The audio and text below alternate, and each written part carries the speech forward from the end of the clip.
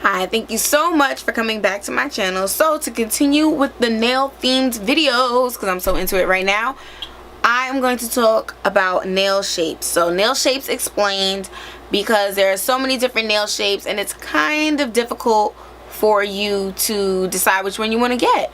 So I'm going to talk about each one, the benefits, the cons, even though it's personal preference. And hopefully you come away learning a little bit more about nail shapes. So keep watching. So I went on Pinterest and found a super helpful graphic that you will see here, hopefully. That's the plan. And basically it has all of the different nail shapes and each one. So I'm just going to quickly go through each nail shape so that way you can kind of get a better picture of it. So I have the same picture on my phone, so I'm just going to be looking at it and just basically describing each type of nail. Okay. So I have my phone here. And the first nail, as you can see, is a square nail. So with a square nail, it's square at the top and then perfectly square the whole way through. It's more of like a rectangle when you really think of it, because it's longer and it's not a perfect little square. But it's called squared because the ends are squared off, if that makes sense. The next shape is coffin. Now, coffin is a basically it's kind of coming to a slender, it's a nail that it starts off wide, it comes off to a more slender square shape, and it's squared off at the end. So it's really similar almost to a stiletto nail, but without the point. So that is a coffin nail. Coffin nails are really popular right now. I used to wear coffin nails. I think they're super cute. The next nail is a ballerina nail, which is often confused with the coffin nail. A lot of people, if you ask them about a coffin nail and a ballerina nail, they will think you're talking about the same thing, but it's not the same, which is why I provided the picture. So a ballerina nail does not come to that slender point at the end, even though it does kind of get a little more narrow as the nail continues, but it doesn't come to that, it doesn't have that triangular kind of side to the end of it, because it's not really coming to that full point. After ballerina is oval, which is a nail that is kind of rounded at the end but still has that elongated shape. And almond nail is similar to an oval nail where it's rounded at the end, but it's more narrow as it comes to the tip, but it's still rounded. Stiletto is the pointy nail, or claws as people call them. I love stiletto nails. Those are my favorite.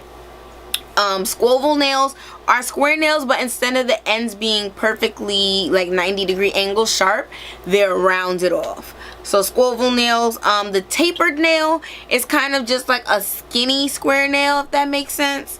And then the lipstick is angled off at the end, so one point is going to be higher than the other side, kind of like a right triangle a little bit, but just at that tip part. The rest of the body of the nail is still square, it's just that the tip of the nail is like that perfect right angle.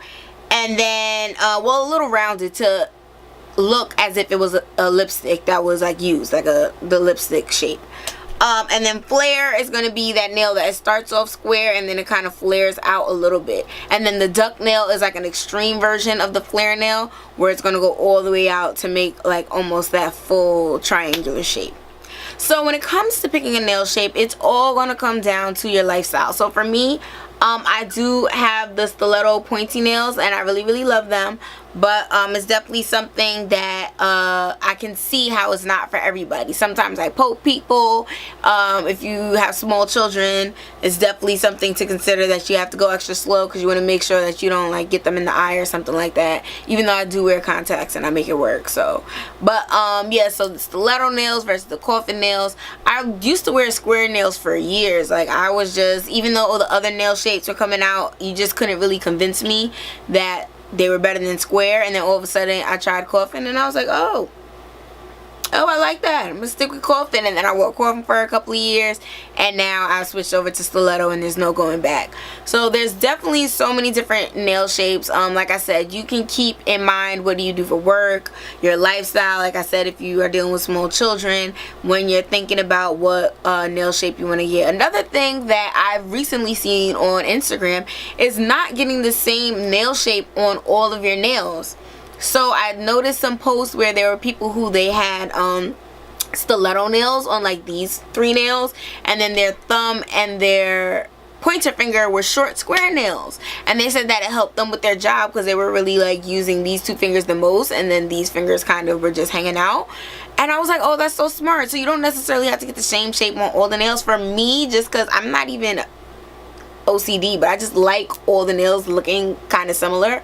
So even though I get different designs on them sometimes, but you know, that's different from like a whole nother shape. But you can do whatever you want. Having nail art is being creative and expressing yourself. So any style that you think is going to be befitting for you, definitely get it.